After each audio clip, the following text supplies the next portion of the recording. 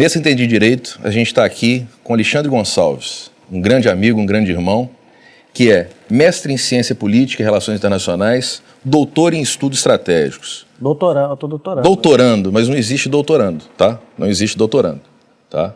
Já te corrijo já, entendamos direito, não existe doutorando. Você pode até discordar de mim, a gente já começa a brigar já de uma vez, tá? E nós fomos e nos conhecemos na Força Aérea Brasileira, onde fomos instrutores da Escola de Comando Maior da Aeronáutica. Alexandre, vamos lá. A sua experiência com direito internacional em conflitos armados, chamado direito da guerra e comumente chamado de DICA. O que você tem para falar para a gente com a sua experiência de tantas aulas e tantos estudos em cima disso? O que você pode adiantar para a gente e conceituar para a gente o que é isso? Tão em voga assunto hoje, com guerra de Ucrânia, com guerra de Rússia. O que a gente pode brincar com isso daí? Bom, Evandro, primeiro deixa eu te agradecer a gentileza do convite da apresentação. Você que é um grande amigo, um grande irmão, e te agradeço pela gentileza de poder estar aqui. Bom, o direito internacional dos conflitos armados é mais um ramo do direito, especificamente do direito internacional. É uma tentativa de botar um pouco de ordem na guerra, né? Muita gente, inclusive, comentou num vídeo que eu fiz, uma entrevista que eu dei até para um outro programa no Caratapa, onde a gente lançou esse podcast, que quando eu falei que a guerra existiam normas, existia regulação para a guerra, existia regulamentos para a guerra, mas existe, isso é um ramo do direito? Eu falei, é um ramo do direito internacional. E é muito interessante, para que o pessoal saiba, inclusive nesse momento de conflito armado. Então, ele é um ramo do direito internacional, como bem você colocou, e ele é um ramo do direito meio diferente dos demais, né? O pessoal chama ou de direito internacional dos conflitos armados, que é o nome que geralmente as forças armadas dão a esse tipo do direito, mas também chama às vezes de direito internacional humanitário.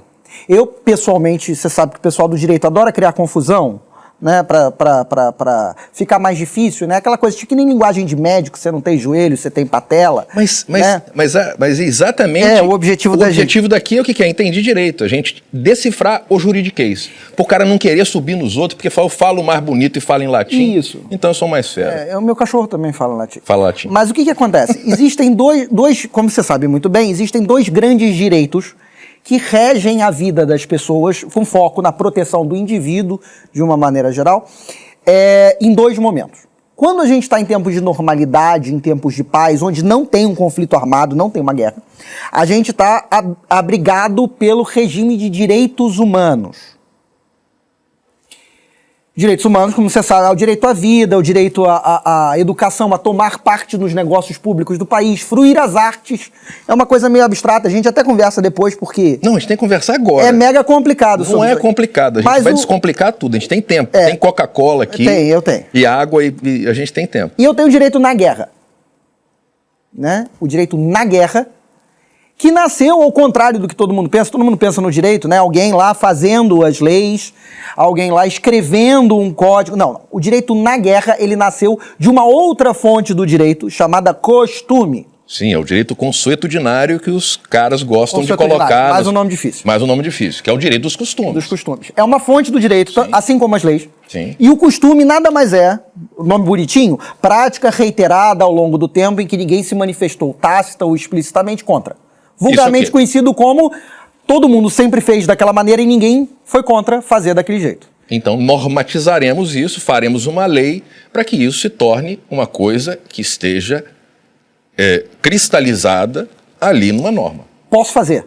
Não necessariamente eu preciso. Sim. O costume continua sendo uma fonte do direito internacional, né? Por exemplo, não só no direito da guerra e na guerra, mas no direito do uso do mar, por exemplo, né? A Convenção das Nações Unidas sobre o Direito do Mar é da década de 70.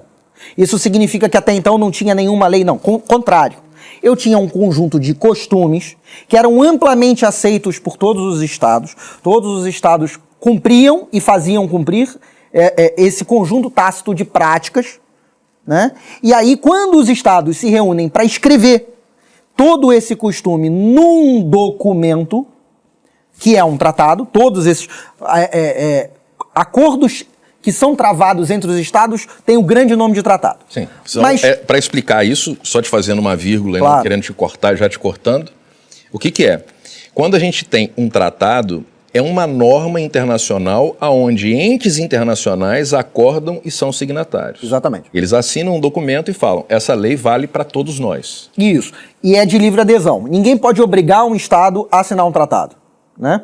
Assinar, como a gente sabe, é o primeiro passo. Depois ele vai, submete ao seu órgão interno, Congresso Nacional ou o que seja, o país aceita, o estado aceita como um todo e aí ele se torna ratificante daquele tratado. E aí está valendo. Você sabe desse detalhe, mas eu arrepio quando eu dou as minhas aulas. O Brasil é signatário do tratado. Não, olha só, ser signatário de tratado, todo mundo é. Então, tem até uma boa, que eu até fiz um comentário, que eu acho válido, inclusive, nesse momento agora que a gente está falando exatamente sobre tratado e ser signatário, e essa normatização que precisa interna. Por exemplo, o Brasil é signatário pela não utilização de bomba fragmentária, não é? E ele retirou, creio que ele tenha retirado recentemente a 5ª convenção, quadro sobre a Convenção sobre Certas Armas, né? Bomba cluster. Bomba cluster. Então, o Brasil era signatário, ou melhor, ele concordava que não podia existir a bomba fragmentária. Só que a normatização interna que tivemos no Brasil, o que aconteceu? Ela não ratificou. Além da gente ser um dos maiores fabricantes de bomba de fragmentação possível e imaginável da face da Terra. Mais uma informação de Dr. Alexandre Gonçalves. O que acontece, Evandro? Como você está falando da assinatura e ratificação do tratado, tem mais. Isso é inclusive uma manobra que os estados costumam fazer do ponto de vista de política externa para sinalizar alguma virtude internacional, sinalizar uma negociação, mas não levá-la a cabo. Por exemplo, tem outro. Nós somos signatários da Declaração Universal dos Direitos dos Povos Indígenas. Itamaraty foi lá, assinou, através do seu plenipotenciário, vulgarmente conhecido como embaixador. Só que o Itamaraty nunca pôs para ratificação.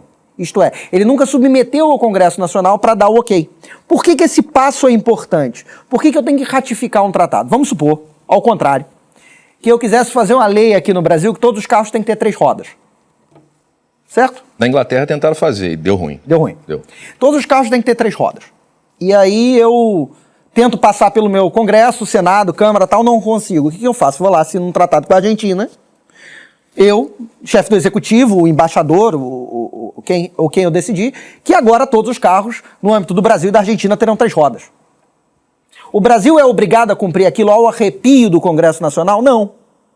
Por isso que eu tenho que passar esse tratado por dentro da minha estrutura legislativa para trazer ele para dentro do meu ordenamento jurídico, meu conjunto de leis, para aí sim ele... Então, assinar só não significa muita coisa. Mas é bonito falar que o Brasil é signatário do acordo para tratado dos povos indígenas. O 5º protocolo da Convenção Quadro sobre Certas Armas, é até bonito, né? Você fica... Não, são nomes compridos, pomposos, mas que efetivamente não têm efetividade no mundo jurídico. Por quê? Porque essas normas, elas são, ao arrepio da lei, estranhas. Além de estrangeiras, são estranhas. Elas têm que ter receptividade dentro da Constituição Federal, que é a lei maior. Se ela tem algum arrepio contra a Constituição Federal, ela não pode ser recepcionada antes que haja uma emenda constitucional. Ou melhor, existe então a necessidade de um estudo legislativo para que possa então conjugar uma coisa a outra. Porque senão a gente não consegue, além de ser signatário, fazer com que essa lei tenha aplicabilidade para o Estado brasileiro. Você tem toda a razão. É só como pensar como 2 bolhas diferentes, né? O ordenamento jurídico interno de um Estado, isto é, expressão da sua própria soberania. Ele tem um povo, ele tem um território, ele controla esse povo, ele gera o império das leis, mesmo que, de alguma forma, em alguns casos, em lugares distantes, de uma maneira pouco democrática. Mas ele tem um império da lei. Onde isso? Em Nárnia? Em Nárnia. Ah, tá. Porque em Brasília hoje está tendo... Hoje nós estamos gravando, hoje é numa quinta-feira, não sei que dia que vai dar, entendeu? O dia que a gente vai passar isso. Mas hoje está tendo o Foro de São Paulo. Não. Que é em Brasília. É em Nárnia. Não, é em Brasília. E, caramba, cara, tem coisas absurdas sendo tratadas e ontem já vi e li algumas coisas que foram ditas pelo nosso chefe de Estado para integração dos povos da América Latina e Caribe para que tenha uma moeda única de comércio. Meu Deus, me arrepia tanto. Isso fala diretamente com soberania. Vamos lá. A soberania é a capacidade de eu dizer o que acontece dentro do meu Estado. Né? A gente fala país é um conceito geográfico. Sim. Né? No Reino Unido tem 4 países lá dentro. Sim. O Brasil é um Estado, é um ente jurídico. Dentro dele, quem determina o que acontece dentro do Brasil é o próprio Brasil. Essa é a própria expressão de soberania. Né? Poder controlar o que acontece dentro do seu território com o seu povo. Se há o império das leis ali, se há algum tipo de normatividade, ela deve acompanhar. Mas, geralmente, essa é a expressão máxima de soberania. O que acontece? Para que alguma norma internacional adentre essa bolha soberana, aquele ordenamento jurídico, ele precisa passar por esse processo. Não, ela é completamente estranha. Né? É daí que vem os tratados, é daí que vem o direito internacional dos conflitos armados. O direito na guerra. Ele começou como um costume de troca de prisioneiros, né? O costume de separar a população civil de quem é combatente de fato, de separar a população civil de um alvo legítimo, ou seja, aquele alvo que de fato vai contribuir para o meu objetivo militar, não é a barbárie. Então, é isso que a gente tem que deixar claro, porque muita gente está falando, porque no Brasil estão gastando as palavras muito fáceis, né? Isso. É por conta de um presidente da República falar que uma determinada marca de vacina ela não teria possível efetividade, o chamaram de genocida. Uau! Se a gente classifica um cara desse como genocida, como é que a gente vai classificar Hitler? Né? A gente tem que arrumar uma outra palavra. Arrumaram Pelé com uma palavra máxima para o cara que é bom em determinada coisa. Tem que criar uma outra palavra no nosso dicionário para genocida, porque o Hitler estaria numa outra classificação. Né? Então, o que a gente vê numa situação dessa? Existem determinados exemplos no próprio combate e combatente-combate. Por exemplo, se imaginemos Niterói fosse uma ilha. Quase é. Uma ilha. E por ela só tem a ligação da ponte Rio-Niterói. Essa ponte Rio-Niterói, ela não seria um alvo estratégico e não poderia ser derrubada? Se fosse barbárie, a primeira coisa que ia se fazer é derrubar a ponte. Porque todo mundo ia ficar na ilha, como é que eles vão fazer? Sair nadando? Eu quero matar todo mundo de Niterói, o que eu ia fazer? Ia chegar lá na estação de tratamento de água e jogar um produto químico lá e matar todo mundo. Isso seria barbárie. Isso seria genocídio. Agora, com a sua explicação de limitar alvos militares ou alvos estratégicos àqueles serem destruídos para diminuir a força daquele Estado que eu estou tentando dominar, é isso que eu quero que você me dá uma luz em cima disso. Então, Evandro, o que acontece? A própria guerra não é barbárie per se, é violência, mas não é barbárie. Qual a diferença? O propósito da guerra, Clausewitz já dizia isso lá, general prussiano, o propósito da guerra é atingir um objetivo político anteriormente colocado. Não é matar todo mundo, não é colocar o outro exército desarmado, não é colocar alguém debaixo do seu pé. É atingir um objetivo político. Derivando dessa ideia, você começa a construir alguns raciocínios. Por exemplo, existem alvos que vão me fazer com que o meu oponente ceda aquele objetivo. Né? Eles podem ser alvos militares, em muitas ocasiões eles podem ser alvos duais. Qual era a prática aceita na guerra anteriormente? Eu poderia fustigar, perturbar, inclusive tomar como alvo ali a população civil, no passado, com o objetivo de pressionar o governante a ele ceder. Sim, vou colocar a população numa situação de fragilidade, então aquele governante ia ter que ceder e cair de joelhos para mim e aceitar e fazer a sua rendição, porque eu não quero que os meus cidadãos, então, sofram. Mas isso é um passado. Ele não quer que os cidadãos dele sofram. E segundo, ele não quer ser apeado do poder. Isso é um passado. Hoje, o direito na guerra ele é todo orientado da seguinte forma. O que vai fazer? Quais são os alvos que, separando os civis dos combatentes, enfraquecem o meu oponente para que ele não possa ou resistir, ou depois de um certo tempo ele começa a entender que permanecer na guerra é duro demais para ele do que só ceder o que eu quero. Perfeito. O direito na guerra ele é todo orientado nesse sentido. Ele tem 5 princípios, da onde se deriva todo o arcabouço jurídico do direito internacional dos conflitos. Odeio arcabouço, por favor. Troque a palavra. É um esqueleto, né? Troca a palavra. Mas é esqueleto. Tá bom. Então Você fale sabe que esqueleto. princípio é esqueleto. Ok. Então, é porque botaram arcabouço, as palavras que eles criam. Botaram arcabouço e ninguém acha bonito. Arcabouço fiscal. Caramba! O que é arcabouço? Esqueleto fiscal. O que é o esqueleto? O esqueleto não tem corpo, não tem órgão, não tem cérebro. Mas ele sustenta.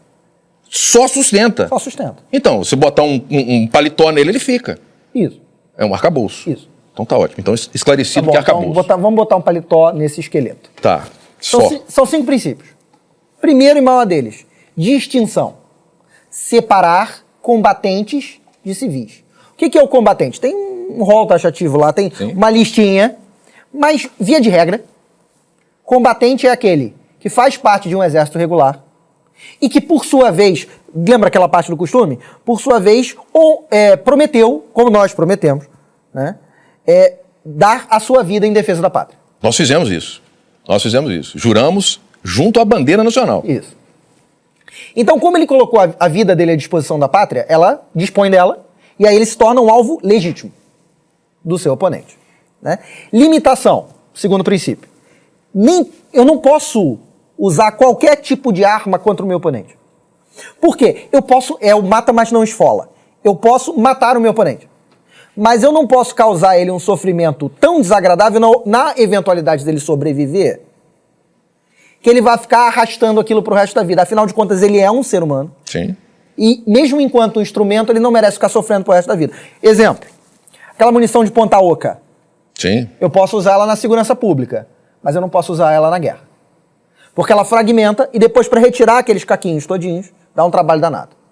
Inclusive para os hospitais de campanha, que não são hospitais como os hospitais que a gente tem hoje. Fixos. Então, melhor, o dano ele vai ser tratado de uma forma, se dá para salvar, dá. Se não dá, lamentamos. Isso. Então eu tenho que evitar, por exemplo, mira laser. Posso usar a mira laser? Posso.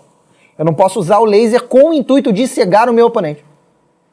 Por quê? Porque aí ele sobrevive, mas passa o resto da vida cego em consequência daquele conflito armado. Não posso. Um outro exemplo bacana também que tem são os paraquedistas. Os nossos PQDs. Isso aí. Os nossos PQDs. Os paraquedistas, eles vão invadir uma determinada área, então eles saltam do avião. Isso. Eles demoram a cair. Né? Eles não caem com uma pedra. Isso. O paraquedas é exatamente para aquilo. Isso. Então, se tem um cara ali bom de tiro... Ele leva todo mundo. Pá, pá, pá, igual matando andorinha. Pode isso? Pode. O que não pode é o paraquedista que estava em situação de emergência. O cara tá pilotando o caça dele lá, tal, não sei o quê, teve uma pane no motor, ejetou. Bum! Pulou, abriu o paraquedas. Ele é igualzinho um náufrago. Ele não está combatendo. Ele é o que o direito internacional chama de hors de combat, fora de combate. O combatente é um instrumento, ele é uma arma. Ele serve para administrar a violência com fins de um objetivo. Se ele não tem condições de administrar essa violência, ele está fora de combate. O que acontece com ele? Ele tem que ser protegido.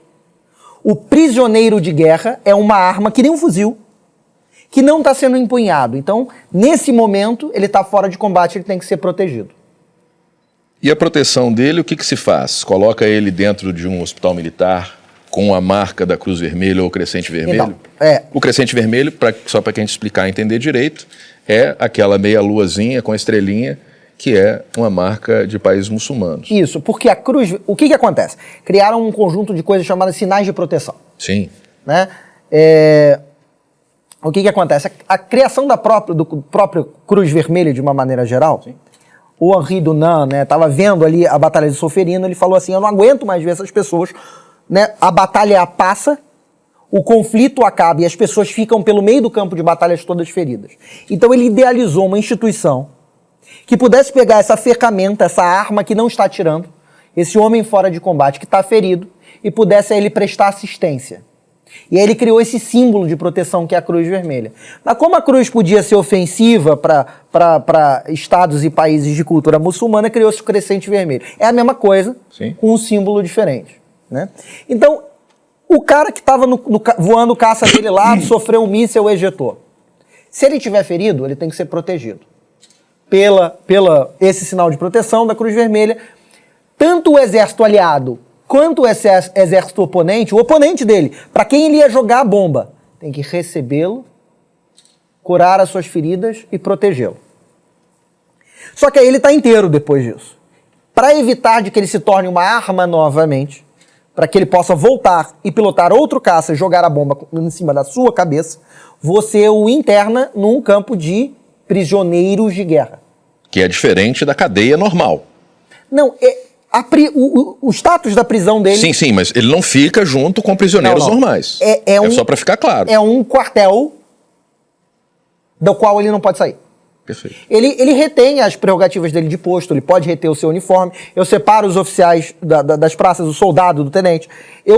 É um quartel, via de regra, que ele não pode sair. Perfeito. Eu posso, inclusive, ao longo do conflito, trocar prisioneiros com o meu oponente. Com um armistício, que é uma pausa na guerra, e fala, ó, eu tenho 100 militares seus aqui e você tem 100 mil. Vamos fazer um dia de troca, a gente não troca bala, e a gente troca e faz essa troca. Mas aí eu recebi aquele cara. Tratei dele, curei as feridas, botei ele lá. Eu tenho que avisar para o meu oponente que eu o tenho, ou seja, eu estou com o Evandro lá nesse, primeiro-tenente Evandro lá naquele quartelzinho ali, ele é meu prisioneiro de guerra, eu alimento ele, eu o trato como dignidade e eu pago o salário dele. Olha que chique.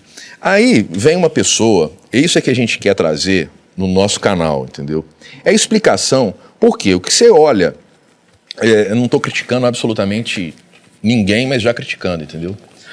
Quando você vê o Jornal Nacional ele tem abrangência de 100% do território nacional. Sim. Se não tiver 100%, é 99%. E muitas das vezes ele é canal único. E muitas das vezes a pessoa não tem o celular, porque não tem sinal de celular lá. Mas a TV digital o cara pega. Então a única informação que ele tem é o Jornal Nacional. Quem fala a verdade é o William Bonner. Quem fala a verdade é aquele jornal, aquele momento de informação que todo mundo senta na frente da TV, como fazíamos há 30 anos atrás. A gente guarda isso da nossa infância. Sim. Era Eliakim Araújo com Leila Cordeiro, era Sérgio Chapelin, era os caras. Cid Moreira, meu parente, mentira, né não? É só pra brincar. Boa noite e tal, mas não é meu parente não. Então, o que a gente tem ali? A gente tem a única informação ao que se fala. E o que se passa é que a guerra é uma barbárie absurda, sanguinária, onde se cortam cabeças de pessoas, aonde o Rambo desce atirando pra todo mundo sem camisa, entendeu? Aonde o John Wick, também o Parabellum, porra, aquele cara tinha que ser do meu exército, pô. O cara mata 4.000 pessoas num filme, matou mais do que o Rambo. Num filme, matou mais do que o Rambo, todos os Rambos do planeta. Ele suspira, alguém morre. Tu morre. Ele com um lápis, ele matou 5, entendeu? Com um lápis, sem ponta, entendeu? Sem ponta, tá? A ponta estava quebrada. Se tivesse com ponta, ele matava mais. Mas, trazendo um pouco a brincadeira, um assunto tão sério, o que acontece? Existe normas na guerra. A guerra não é tão sanguinária. Logicamente que, agora trazendo um pouco para a Rússia e Ucrânia, só para a gente poder colocar no lugar certo, o que acontece? Existe a Rússia e existe a Ucrânia. Existe um conflito internacional armado, existe uma guerra. Existem algumas prerrogativas que o Putin ele invadiu. Falou, pô, o que eu vou fazer hoje? Tem nada para fazer, tá um frio desgraçado aqui na Rússia, a minha vodka acabou, vou invadir a Ucrânia. Não. Ele tem um interesse, como você disse, político. Ele tem algumas situações de costumes. Ele tem alguma coisa de cultura. Tem alguma coisa que alianças estratégicas que poderiam ser feitas pela Ucrânia podiam prejudicar o seu comércio exterior. Existem, então, formas econômicas, políticas, geopolíticas que influenciam no começo de uma guerra e na duração dela. Você concorda com isso ou discorda plenamente? Eu concordo em 100%. A questão é que... Se não concordasse, eu ia dar uma martelada nessa mesa agora, daquelas de quebrar tudo.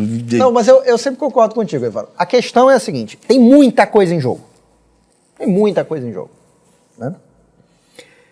A gente só pode especular quais são os motivos reais do Putin. A gente não sabe exatamente o que passa pela cabeça dele. Não, ninguém, nem ele. Nem ele. Mas olha só, sem querer defendê-lo... Tá, aqui ninguém... eu não sou advogado dele e nós não somos russos. Não tem procuração do Putin. Também não. Né? Mas sem querer defendê-lo, o que ele vem enxergando que está acontecendo há algum tempo? A OTAN, né? Que é a Organização do Tratado do Atlântico Norte, uma aliança militar criada durante a Guerra Fria, contra um oponente muito parecido que chamava-se União Soviética, Que é a da Rússia. qual a Rússia é herdeira, direta. E a capital da União Soviética qual era? Era Moscou, do mesmo Não, era jeito. Kiev. Era Kiev? Era Kiev. O Rus de Kiev é o fundador de toda a cultura russa, Então, a Kiev era a capital da União Soviética. da União Soviética. A Foi a primeira capital. gente usa Moscou por quê? Catacrese? É porque era a Rússia Não, é herdeira porque mesmo? gostou lá, fez aquela igreja lá. Todo mundo olha para a igreja de São Petersburgo e acha que ali é a sede do governo, que aqueles domos azuis, verdes, lindos. Mas não, é um prédio que está do lado ali, não é aquilo não. Mas então a OTAN foi criada para fazer frente à União Soviética durante a Guerra Fria. O que aconteceu? Com o colapso da União Soviética, né, a OTAN permaneceu durante algum tempo sem saber exatamente qual era a sua identidade e para que ela servia. Tem alguns ministérios aqui no Brasil hoje que têm a mesma serventia. Ok. O que acontece mediante isso? Ela teve que se reinventar. Então ela acabou se tornando, por exemplo, a OTAN continuou como aliança militar, tá? Mas ela acabou sendo um órgão padronizador e normatizador daqueles estados todos cooperarem juntos. Por exemplo, ela começou a dizer qual era o tipo de munição, qual era o tipo de fuzil padrão, criar uma nomenclatura, criar exercícios militares para todo mundo poder operar junto, né? E assim, que era bom, todo mundo podia operar junto. Se eu tenho um grupo de amigos meus fortes, eu me preocupo menos com a segurança, porque eu sei que eles vão me acudir caso eu precise. Sim. Então todo mundo queria fazer parte desse clubinho. O problema é que o clubinho foi chegando cada vez mais perto da Rússia. A Ucrânia, obviamente, ela teve a Crimeia tomada ali em 2017, essa guerra já começou há algum tempo, Sim. tá? Mas a própria Ucrânia estava se aproximando mais da União Europeia e se aproximando cada vez mais da OTAN. Então a percepção do próprio Putin pode ter sido de ameaça. Olha só, se esses caras entrarem nesse clubinho, o meu grande inimigo de outrora vai bater na porta da minha casa, o quintal dele encosta no meu quintal. Então, os Estados Unidos poderiam colocar uma base militar dentro da Ucrânia, que é divisa enorme, além de ser um dos polos de escoamento da produção da Rússia. A gente tem a própria produção de alimentos da Ucrânia, a gente tem a própria a Crimeia, que desde o século XIX tem vários conflitos ali exatamente por aquele porto, por aquela zona de escoamento, tá? E a gente tem a questão militar propriamente dita, né? Tá na minha porta, tá no quintal da minha casa. Só que quando o Putin ele escolhe, né, fazer uma guerra contra a Ucrânia sob os pretextos que ele quiser, que o Zelensky não presta, ou o que ele quiser. Kiev era a primeira capital. A Rússia nasceu, o Rus, né? O Rus significa remador, né? Sim. O Rus de Kiev era o primeiro enclave da cultura russa, e aí por causa... Falam-se russo, são russos. Aí por causa de Gengis Khan, o pessoal fugiu para Moscou e tal... É passado comum, né? A mesma coisa que a gente tentar invocar a nossa tradição portuguesa e por causa disso a gente vai invadir Portugal. Certo? Portugal está se degenerando, é a origem da nossa tradição, então por causa disso vai invadir Portugal. Tá? É uma desculpa um pouco esfarrapada. Eco. A questão é, ele invadiu. Câmbio. Aconteceu. Isso tem um conjunto de consequências. A gente estava falando de direito internacional, a gente estava falando de ordem internacional. O que acontece? Ainda durante a Guerra Fria, mas principalmente depois, a ONU, o sistema internacional como nós conhecemos, ele se fundou num princípio de banimento da guerra. A guerra acontece? Acontece. Mas o roubo também acontece, o homicídio também acontece, e nem por causa disso é permitido, certo? Corrupção também acontece. Corrupção também acontece. Então eu proíbo a guerra. De alguma forma. Toda a ordem internacional foi construída a partir desse pressuposto. A ONU, embora tenha a Unicef, todos aqueles órgãos do sistema ONU, o objeto da ONU, a finalidade da ONU é o Conselho de Segurança. Perfeito. Que é o seguinte, se você me ataca, se você invade o meu país, todos os outros estados do mundo vão vir ao meu socorro.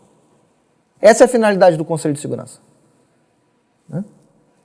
Então, quando você faz uma guerra contra um outro estado que não lhe agrediu, porque a minha percepção de segurança mudou, ou porque eu quero anexar território, tanto faz, é uma afronta imediata a essa ordem internacional. E quem garantiu durante muito tempo, inclusive violando ela um pouquinho, quem garantiu essa ordem internacional durante muito tempo? Os Estados Unidos. Que é basicamente o dono da OTAN. Que é basicamente o dono da OTAN. Que é basicamente o dono da ONU.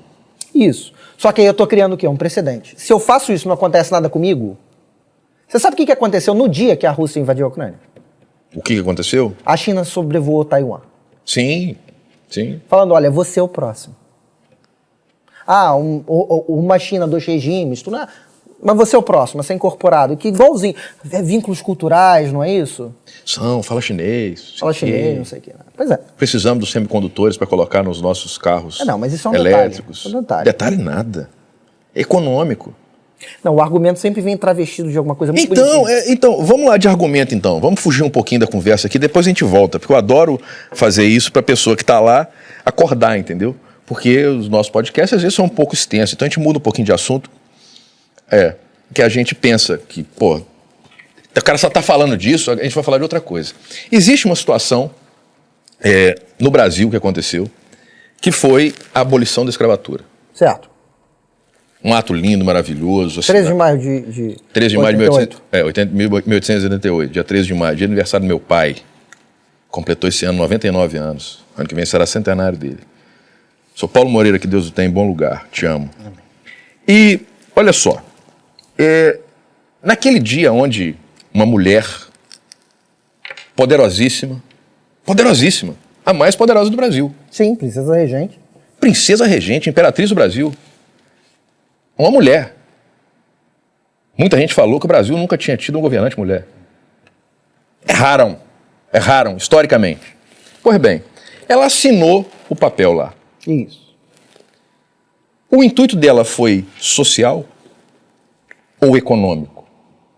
Ela teve vários intuitos ali. Então, fora o político. Mas um dos maiores foi o que é? Nós estamos com uma economia estagnada, nós não temos mais consumidores. Por quê? O Brasil estava consumindo, produzindo e não tinha mais gente para comprar. A gente não tinha os navios da MSC, da Maersk aí, que carregavam 400 mil contêineres em cima do navio. Não, era difícil fazer mercado internacional. Então, nós temos que aumentar o nosso público consumidor. O que a gente vai fazer? A gente faz a abolição da escravatura. Isso é uma linha de raciocínio, tá? São alguns livros que escrevem isso, outros odeiam essa ideia, mas é só para a gente colocar todos os pontos e deixar mais ou menos entendido de uma forma. Aumentaremos o nosso público consumidor. São pobres, continuarão sendo pobres. Eles não são pagos. Agora eu pago. Eles vão ter que comprar de quem? De mim. Eu faço o dinheiro o quê? Girar. Eu giro a economia. Você vê alguma semelhança com regimes comunistas, socialistas? Primeiro eu discordo de você. Tá bom. Você tem o seu malhete aí pra me agredir, mas de qualquer maneira eu discordo de você.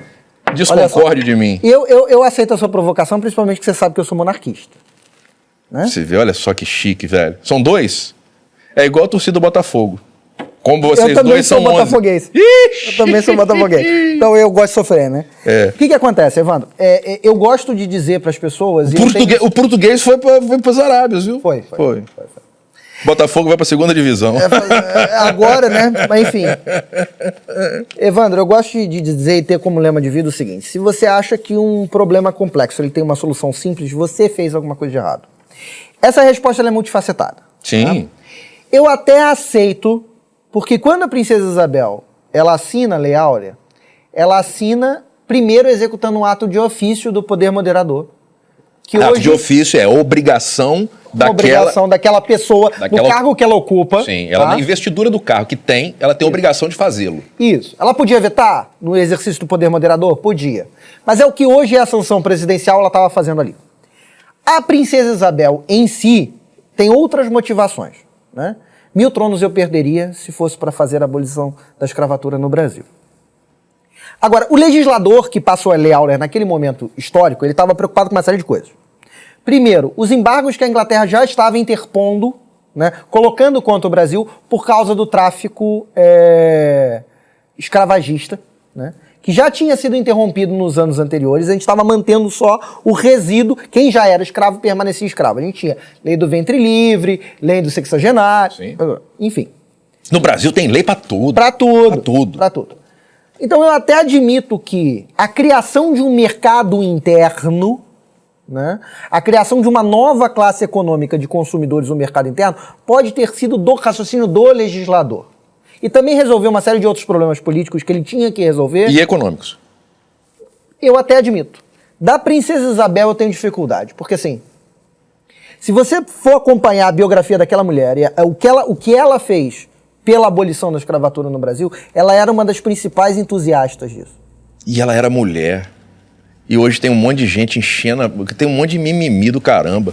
Ah, tem que empoderar a mulher. Cara, tinha uma imperatriz no Brasil, pô. Pelo amor de Deus, gente. Leia um pouquinho de história, pô. Pois é. Tivemos uma presidente do Brasil. Foi uma merda, foi uma cagada desgraçada, né? Nossa Senhora, só Jesus. Ela quase conseguiu quebrar um país riquíssimo. E estão tentando de novo. Estão tentando de novo. Estão tentando de novo. Estão tentando de novo. Mas vamos seguir. Eu me lembro de uma citação do Fernando Henrique Cardoso que eu achava sensacional, né? Falaram pra ele assim, mas a Dilma não entende nada de economia, né? Eu tô citando o Fernando Henrique. Falaram pra ele assim, Dilma não entende nada de economia. Não, pelo contrário. Como assim pelo contrário? Não, porque para conseguir destruir tantos indicadores macroeconômicos ao mesmo tempo, você tem que saber exatamente o que você está fazendo. Não é por omissão, né? Tem que ser por vontade própria.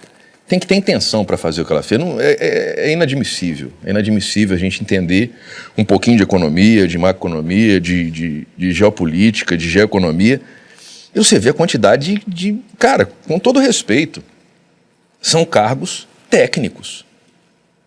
Não adianta você chegar e falar, Evandro, você, tá se dando bem no podcast e tal, você é um bom entrevistador, só que amanhã você vai fazer a direção do corte de câmera. O que vai acontecer? Vai sair uma cagada, que eu não sei fazer. Evandro, vai fazer o serviço do qual? Você vai fazer os cortes pros Reels para colocar no TikTok, no Instagram, no Facebook. Acabou, não sei nem a senha dos meus negócios, desses negócios. Pois é, né? Ou melhor, cada um no seu quadrado, irmão. Ontem, também estava assistindo o jornal e vi o ministro da Economia tentando explicar a mudança de meta para registro da nossa inflação, de passar de 12 meses para 24 para 36 meses. Constante. Sim, mas ele não sabe explicar. Ele não sabe explicar. Ele não tem a mínima ideia. Aí vai lá e coloca um cara que não entende absolutamente nada de petróleo e gás para ser presidente da Petrobras. Ele vai lá e fala, vamos reduzir o preço da gasolina em 40 centavos. Por quê? A Petrobras está ganhando muito dinheiro. Petrobras no governo Lula, anterior, Lula 1, Lula 2 e Dilma 1,5, dava prejuízo. E agora está dando lucro. Então a gente pode cortar um pouquinho que isso é um absurdo, né, para ele. Um absurdo. Dá lucro. O negócio é fazer, eu quero um cheque especial maior. E eu vou meter o pau no cheque especial. Depois eu vou correr atrás de dinheiro. Mas o país não produz absolutamente nada. O Brasil não produz absolutamente nada. Quem produz são empresários. O Estado brasileiro não produz absolutamente nada. O que ele precisa fazer? Captar dinheiro.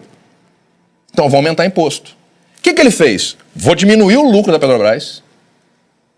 Aí o nego falou, tá vendo? Aquele outro maldito, genocida, sanguinário, grosso, tosco, né? Todos os adjetivos. E ninguém falava nada, ninguém processava ninguém. Todo mundo chamava o cara todo dia de tosco. Ah, ele é mal educado? Ele é grosso? É grosso. Ele sabia de economia? Não, mas ele botou um economista lá. Ele entendia de saúde? Não botou um cara que entendia. Pois bem, aí esse presidente da Petrobras chega lá e fala assim, agora nós vamos aumentar o imposto sobre a gasolina. O que aconteceu? O povo achou que abaixou, no outro dia viu que aumentou e ficou no preço que estava antes. Quem que perdeu? Só a Petrobras. Mas tem um meneio de mão aí, tem uma gracinha aí. Você está tirando de um cofre de uma empresa privada, certo? Você tem uma empresa privada. A Petrobras, ela é uma empresa privada controlada pelo governo brasileiro, é diferente. Sim. Mas ela é uma empresa privada. Que nem aqui o Estúdio Centro. É uma empresa privada controlada por um ente do governo. Quando eu subsidio, ou seja, quando eu pago um pedacinho da sua gasolina, sendo a Petrobras, e aumento o imposto, eu estou tirando o dinheirinho que estava aqui no cofre da Petrobras e botando no cofre do Tesouro. Para ele poder pagar mais Bolsa Família, Bolsa Escola, para poder botar na... Porque a gente viu que usar o cofre amigos. da Petrobras no passado deu ruim, né? Deu ruim não, cara. Deu ruim não? Não. Não? Não. Desistiram desse negócio de ter dado ruim? Não, ué. Tá tudo... O Lula não foi condenado mais, ele foi descondenado. Melhor, outra palavra que criaram. Criaram Pelé e descondenado. Né? Aí, eu acho que eles fizeram uma puta de uma cagada. Pode falar a palavra, não pode, Caposo? Eles fizeram uma puta de uma cagada ali. Eu, se tivesse sido o ministro que anulou os processos do Lula, eu teria dado a ele nulidade. Não anulado. O Lula tá velho, vai cair na prescrição de alguns crimes e tal, papapá. Os crimes vão prescrever. Olha só que coisa magnífica o legislador fez. Cometa um crime e tem um bom advogado. Caro pra caramba. Advogado caro. Vou pagando ele pra ele meter recurso naquele negócio lá. O crime é 10 anos. Eu consegui que meu advogado, caro, e ele vai lá e consegue fazer com que esses recursos ultrapassem a prescrição. Não tem pena para mim, não posso ser condenado. O processo morre. Mas, como estamos falando da anulação, a anulação ela gera um efeito jurídico de quê? De tornar, naquele momento, aquela situação em suspenso, mas os documentos ainda continuam existindo. E podem ser utilizados num próximo julgamento. Começa tudo do status quo ante, como? Se processo novo fosse. Mas a produção de provas está garantida. A produção de prova está garantida, inclusive tudo que está lá no processo. Certo. Tudo está lá no processo. E se fosse, ao invés de anulado, nulo o processo, aí era pegar todos os papeizinhos que estavam lá. Rasga tudo e joga. Aí não pode chamar de ladrão, não pode chamar ele de descondenado, de absolutamente nada. Por quê? Então, acho que ali eles dormiram. Entendeu? Porque estão tentando reescrever a história pelo direito. E acho isso muito desagradável. Estão tentando tirar a Jovem Pan, que é um dos poucos instrumentos, não de direita, de jornalismo. Dissonante. Dissonante. Ele fala diferente dos outros. Você vai na CNN, você vai na Globo News, você vai na Globo, falam todos a mesma cartilha. A Jovem Pan fala diferente e ainda bota lá o piperno. Bota lá um... Ela não nega o contraditório, não. Tá lá o piperno todo dia lá. Isso. O piperno falando do Lula todo dia lá. Não, vocês estão errados, vocês estão errados. Direito ao contraditório. Vamos debater. Não é uma coisa só. Tem gente que gosta do Flamengo, tem gente que gosta do Fluminense. Isso. Né? Minha filha é fluminense, eu gosto do Flamengo porque ela gosta do Fluminense. Mas, Ivan, nós somos professores, certo? Sim. Somos professores. Deixa eu te dizer uma coisa. Quando você só oferece um ponto de vista, eu gosto de oferecer 2, 3, 4 pontos de vista, porque eu confio que o meu interlocutor é inteligente o suficiente para formar o seu próprio juízo. Sim. Agora, se eu carreio uma argumentação, uma notícia, uma linha editorial, qualquer coisa, para um lado só, eu não estou com medo de que o meu interlocutor possa fazer um juízo diferente do meu? Então, você como historiador, um cara extremamente culto, a quem reputo muita inteligência e cultura, até sim, eu falo de qualquer coisa, você fala de qualquer coisa, isso aqui é do caramba. Por exemplo, indo aí nessa situação, a gente vai remontar o quê? As guerras muito anteriores à Era Moderna, que se fazia o quê quando queria se dominar os povos? A primeira coisa que destruíam, que não era nem um alvo militar, era a biblioteca. Sim.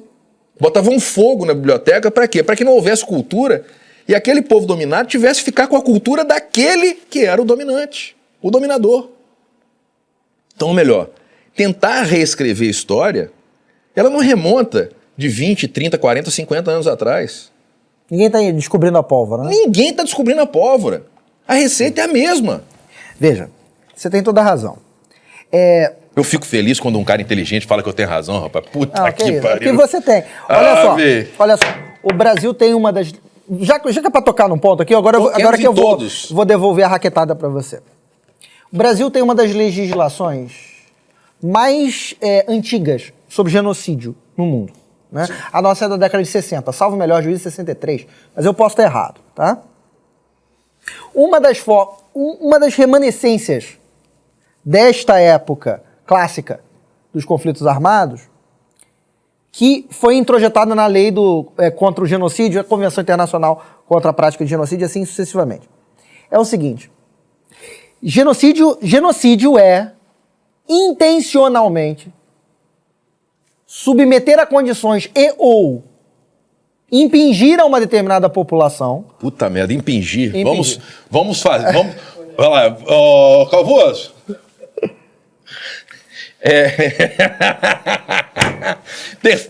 Terceira pessoa do plural do pretérito perfeito de impingir. Não, deixa pra lá, vai lá. Olha só. Adoro o negócio. A palavra da semana é impingir. Tá bom. Todo mundo vai ter que colocar lá, escrever lá uma frase que impingir se coloque. Tá bom, Evandro, olha só. Eu pegar uma determinada população... Que porra é impingir, velho? Colocar contra, imputar, impingir, forçar. Tá, obrigado. Agora eu entendi direito. Então, vamos lá. Eu pego uma determinada população e ou eu submeto ela a uma condição ruim que ela vai morrer, ou eu vou lá e mato ela, porque ela é uma população de determinado grupo étnico, cultural, religioso, nacional e etc. Essa é a definição, o núcleo do tipo de genocídio. Hitler. Por exemplo. Só que nos tipos, né, lá, nas suas variações, né, eu tenho que submeter ou ir lá fazer, matar, porque ela tem uma certa identidade cultural, religiosa, etc. Esse é o porque ela tem, tá? Um dos tipos lá, das variantes, né, é o seguinte: eu pegar as crianças deste grupo e forçadamente colocá-las no seio de outro grupo. Por quê? Ela vai criar-se sobre outra cultura. Eu estou matando a cultura. Exatamente. Né? E aí, né, eu falei que eu ia devolver a raquetada para ti, porque assim, chamar alguém de genocida, já que o pessoal está discutindo sobre os limites da liberdade de expressão, né, chamar alguém de genocida cai numa daquelas três Marias, né? Calúnia, difamação e injúria. Mas se eu chamo alguém de genocídio, eu estou imputando crime a alguém, não é isso? Sim, imputação de crime. Porque está lá previsto na legislação brasileira. Sim. Genocídio é isso. É você... Porque é um determinado grupo. Né? Não é assim, a minha população está passando fome, por exemplo, e aí eu sou... Não. Tenho... Se for por isso daí, se a minha população está passando fome e eu não faço absolutamente nada para fomentar... Eu também sou genocida. Então, aquele cara que foi recebido com honras militares, chamado Nicolás Maduro, que é presidente da República Bolivariana da Venezuela, ele é um genocida. Ó, ali tem crime de guerra acontecendo. Mas, não, enfim. ok. Ali tem. Ali tá fácil. Mas não é isso. É submeter uma população ou matá-la ativamente porque ela é um tipo de população. O que acontece? Não é a minha economia está ruim, a população está morrendo. Ou no Nordeste não tem gente com dinheiro para ter o que comer. Isso é a história do Brasil, cara. Isso a gente vive há muito tempo. Isso não é genocídio. Não. Pode ser má gestão pública. Sim, mas aí existe a intervenção do Estado na economia, na saúde e na segurança pública. Para tentar mitigar isso aí. Ou pelo menos tentar, né? Sim, que é a garantia da lei da ordem. Ou pelo menos é a proposta de fazer isso aí. Sim, no Rio de Janeiro, inclusive, aconteceu. Inclusive com o general Braga Neto, que veio para cá, veio ser interventor na segurança pública e, com todo respeito, eu acho que ele fez um excelente trabalho reformulando e colocando viaturas e equipamentos e fuzis e armas novas, que eu achei que foi fantástico. Esse é um bom exemplo do tema da gente de hoje. Segurança pública. Então vamos lá. Olha só. Temos tempo. Lembra que eu falei que a gente tinha... Temos tempo e Coca-Cola. Temos Coca-Cola? Coca-Cola tem. Lembra que eu te falei que a gente tem... Você sabe disso muito bem. Que a gente tem duas bolhas. Dois regimes jurídicos que nos abarcam os direitos humanos em tempos de normalidade. Sim. Né? E o direito internacional dos conflitos armados ou o direito internacional humanitário. Certo? Embora não seja formalmente assim, não esteja escrito assim... Porque, olha, os direitos humanos eles foram criados no auge da Guerra Fria. Então, para que saísse alguma coisa, você vê, né? Eu tenho, dentro dos artigos dos direitos humanos, eu tenho uma metade e outra metade. Uma chama-se direitos civis e políticos, e o outro chama-se direitos econômicos, sociais e culturais. Quem capitaneou os direitos civis, os direitos civis e políticos? O Ocidente. É o direito à vida, o direito à propriedade, o direito à liberdade, e etc. Olha só, direito à propriedade. Caramba, hein? Tá lá. E os direitos econômicos, sociais e culturais, quem capitaneou foi o bloco soviético. Então ali você tem direito a fruir as artes, você tem direito a um emprego, você tem direito à ocupação. Então, para sair alguma coisa, eu tive que juntar tudão. E, né? Como isso diz, inclusive, o nosso professor Carreira Alvim, que esteve aqui, que falou exatamente isso. Que a Constituição brasileira é mais ou menos como... Ela é cortesã. Ela teve que se deitar com todos os lados para poder... sair, senão não saía. Senão não sai. Então, no regime de direitos humanos, eu não tenho formalmente escrito ali, eu não tenho hierarquia entre os direitos. O que parece uma coisa meio doida, porque é o seguinte, como é que eu vou fruir as artes, tomar parte nos negócios públicos do meu país se eu não estou vivo? Mas formalmente eu não tenho a primazia do direito à vida. Mas, aqui pra gente aqui, tá? O bem tutelado nos direitos humanos, aquilo que eu protejo nos direitos humanos é a vida e a dignidade da pessoa humana. Mas a vida tá acima um pouquinho, tá? Porque morto, né? Morto. Não frui as artes. Não. Agora, o direito internacional dos conflitos armados é permitido eu matar o meu oponente. Então, o maior bem tutelado não é a vida, é a dignidade. É a dignidade da pessoa humana. Do combatente, do outro combatente, que é uma arma que está ali. A dignidade do civil, que tem que ser protegido. E esse cara tem que estar nominado. Sim. Esse combatente tem que estar nominado. Ele tem que falar de qual quartel ele é, de qual país ele é. Mas por que eu estou falando isso? A gente está acostumado a falar o direito na guerra, não é isso? Sim, mas o direito da guerra. Mas o DICA, ele também regula o conflito armado não internacional, vulgarmente conhecido como guerra civil. Sim. Então, a gente teve um governador picareta. Que são os conflitos internacionais e os conflitos não internacionais. Isso, é o CANI, conflito armado não internacional. Não internacional. A gente teve um governador aqui no Rio de Janeiro, picareta, que se elegeu, inclusive, com a tese de que era para dar um tiro no Kengo, pode falar Kengo, né? Pode falar o que quiser. No cocão. Tem ninguém vendo a gente. Não, tá, pois é. Um tiro no Kengo. Tá só o Carlinho lá na suíte lá. A gente tem um público cativo que tá aqui dentro, tá operando a câmera. Tá. E tem a nossa plateia também, que não aplaude. Plateia morta. Cadê até aquela tabuleta, aplausos? Claque. Mas vamos lá. Aplausos. Ele se elegeu com uma plataforma. Tá, Calvoso, depois vamos comprar uma plaquinha daquela de aplausos aqui, pra gente acender. Isso. O que acontece? Não tinha? Vamos dar um tiro de fuzil na cabeça do marginal, não era isso? Sim. Então, sobre o regime dos direitos humanos, só em condições especialíssimas eu posso fazer isso. Por quê? Porque o cara tem presunção de inocência, ele tem direito ao devido processo legal, o objetivo da segurança pública é prender o bandido, não matar o bandido. Sim, a não matar é um último recurso. Sim. A lei, a progressão da força. Tá. Estamos falando de direito internacional dos conflitos armados, né? Sim. Quais são os requisitos para eu ter uma guerra civil, Evandro? Quais os requisitos para ter uma guerra civil? Ter um grupo armado organizado agindo contra um ou mais estados. Sim, a gente tem que identificá-lo, inclusive. Isso. Tem que ser identificado, liderança. O que caracteriza um grupo armado organizado? O cara tá com armas à vista. Ele, às vezes, tem um sinal distintivo ou não. Né? Os tribunais penais internacionais, a DOC, até botaram isso pro lado de lá. Porque tinha muito conflito na África, o cara pegava uma calça do uniforme de alguém, uma fita daquela do Rambo de munição, e era o que tinha, tá? Então ele tem que estar com armas à vista, ele tem que ter uma liderança e uma cadeia hierárquica responsabilizável. Não é responsável não, porque não precisa ser responsável. É responsabilizável. Aquele que pode ser identificado, ele pode ser processado, julgado e condenado. Então ele tem que ter então ele tem que ter armas à vista, um sinal distintivo é bom que o tenha, ou seja, parecer que ele pertence a alguém. A um grupo. Ele tem que ter uma liderança hierárquica e Tribunal Penal Internacional para Iugoslávia e Ruanda, controlar território. Tá, só fazer um adendo só para ficar específico isso aí, que eu acho interessante, que é uma coisa que também que ninguém se atém, entendeu? Que é a identificação do combatente. Isso. Por exemplo, os uniformes camuflados. Certo. Que são os uniformes, entre aspas, de guerra. Isso. O da Força Aérea tem uma estampa. Sim. O da Marinha tem outra estampa. Outra estampa. O do Exército, outra estampa. Isso. Todos são camuflados. Isso. Mas a gente sabe de quais armas são. Depois que a gente acostuma, né? Depois que a gente acostuma. Quando não acostuma e quando a pessoa vê, acha que tudo é, A mesma tudo é coisa. igual. O uniforme americano também é diferente. O uniforme de outra... Todos eles têm estampas diferentes. Isso. E essa situação da África lá, às vezes o cara achou um lote lá de uniforme lá da... Só misturando tudo. Saiu misturando tudo, mas é só para colocar isso claro. E, fazendo outro adendo também, a situação é do Grupo Wagner, na Ucrânia. Não. Aquilo ali tá separado, Ivan. Aquilo ali tá separado.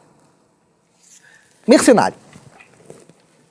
Ele é um grupo armado, identificado, com liderança, hierarquia. Então, vamos separar aqui, porque a gente viu isso aí evoluindo ao longo da história, né? Lord Cochrane. Lord Cochrane foi um almirante, né, que o Brasil contratou na Guerra do Paraguai.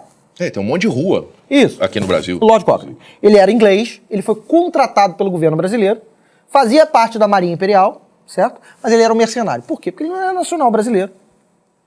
Tá? Isso foi se diluindo ao longo do tempo. E a Rússia não é o primeiro estado a fazer isso. Tá?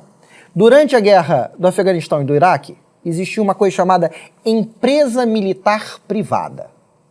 O que é o Wagner. Isso, e na época chamava-se Blackwater. O que o nego fazia? Contratava essa empresa para prestar serviços de administração da violência num país que não tivesse uma lei, um império da lei muito bem organizado, o cara não conseguia ir contra e ela executava determinados serviços. Esse cara é combatente? Não. Ele é mercenário? Não. Qual o critério para o cara ser mercenário? Ele tem que estar nas suas fileiras, certo? Ele tem que estar lutando por você. Tá lá, tá escrito. E ele tem que estar ganhando mais que o teu militar para fazer aquela função. Então, se eu pego o cara para ser soldado e pago para ele um soldo de soldado, ele não é mercenário, cara. Ele faz parte das minhas Forças Armadas. Tá? A empresa militar privada não se comporta dessa maneira. Ela é um business. É um negócio. Que eu contrato num estado que não está conseguindo garantir ali a sua soberania, boto lá para trabalhar. Ele é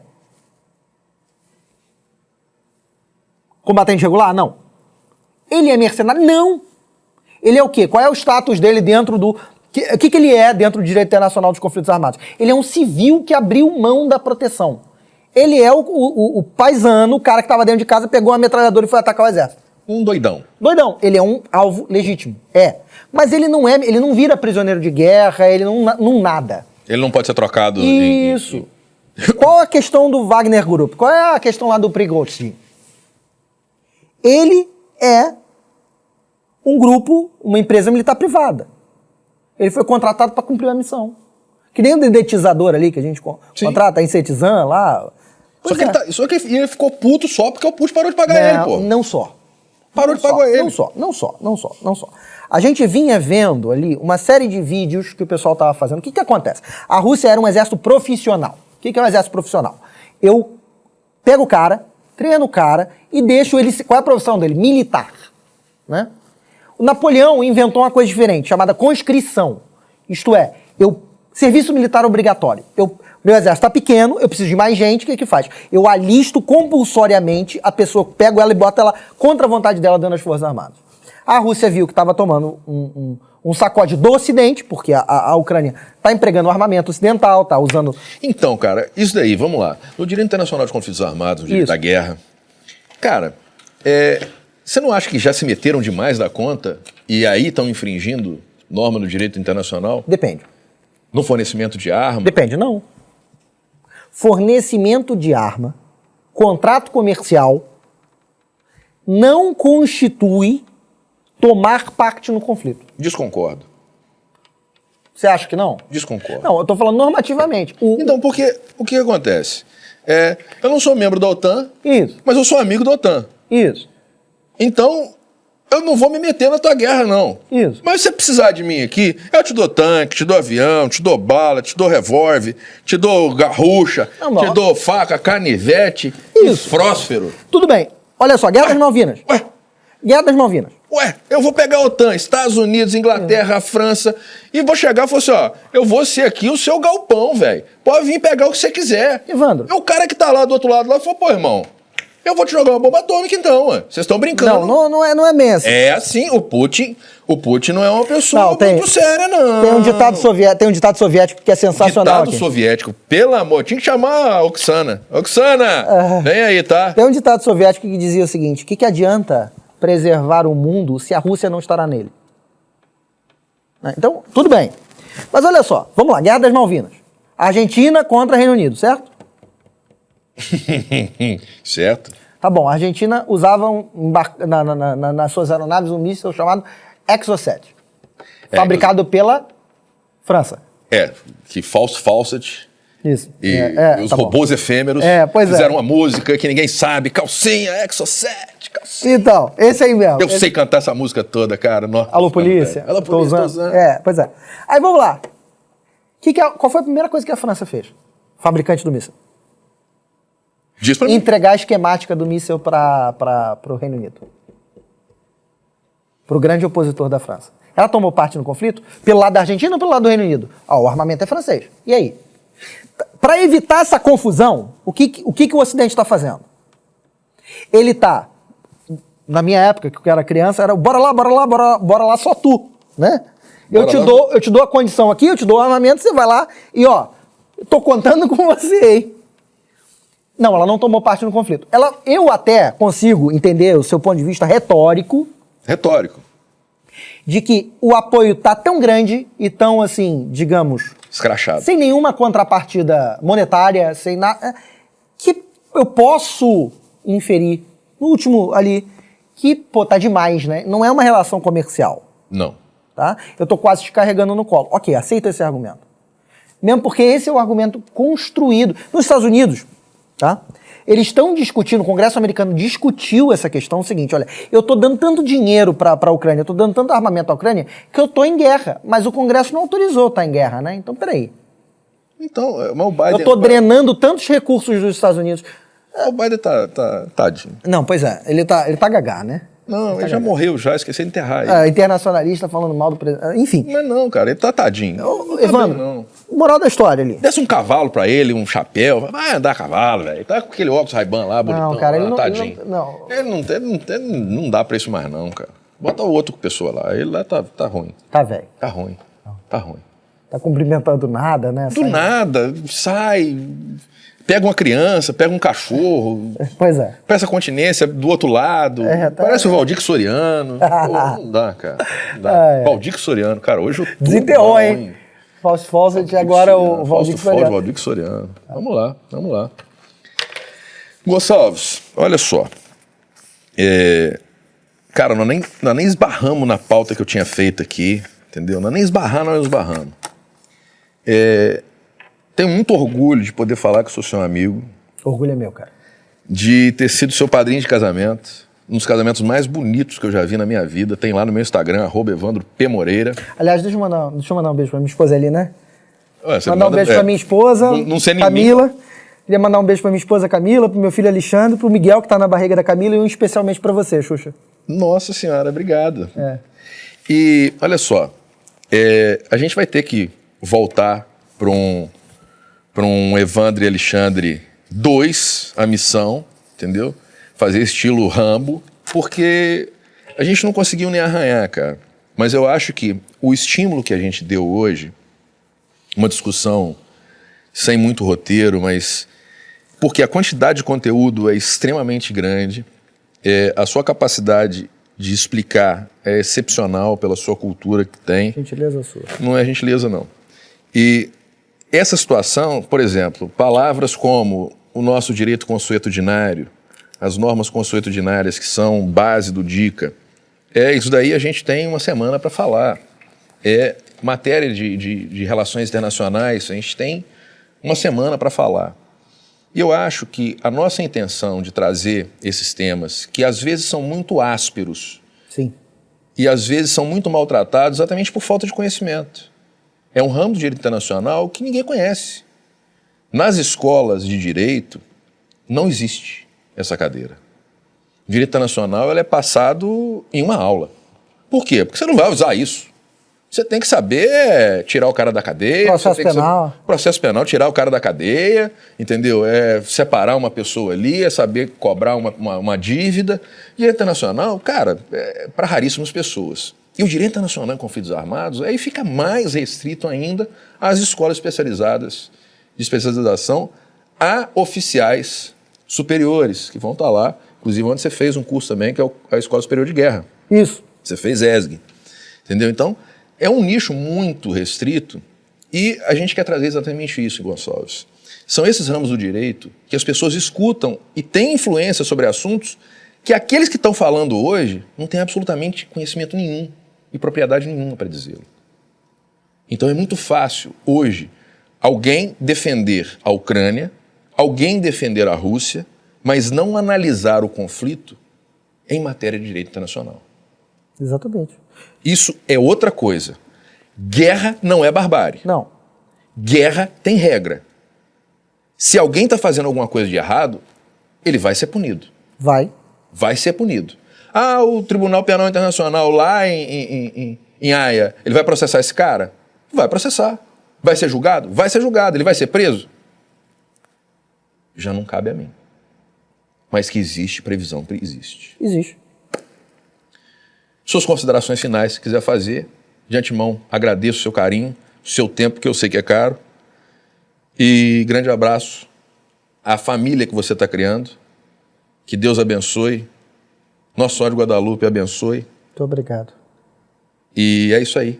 Só quero te agradecer, irmão. Quero te agradecer de verdade o convite, te parabenizar pela iniciativa que você está fazendo. É muito importante porque nós somos o povo do mundo que mais forma bacharéis em direito e, no meu ponto de vista, ainda somos um dos povos do mundo mais ignorantes nos seus próprios direitos e com relação a toda a prática jurídica, todo conhecimento jurídico.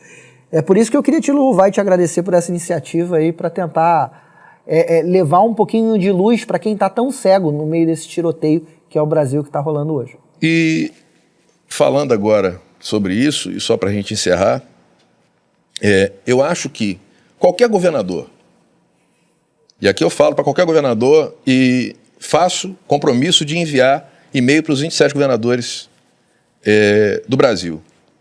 Coloquem na sua escola, não a organização social, moral e cívica que a gente tinha, o SPB que a gente tinha antes. Não precisa ser isso não. Bota uma matéria de direito. Basicão. O basicão. Não é corte e costura, não é aprender a fazer bolo. Isso é brincadeira, rapaz. Mostra o cara para ser o cara ser cidadão, para ele conhecer os direitos básicos que ele tem. Leva uma lembrança. Muito obrigado. Que fica do nosso programa. Te agradeço. Eu que agradeço. E te espero numa próxima. Galera, até a próxima.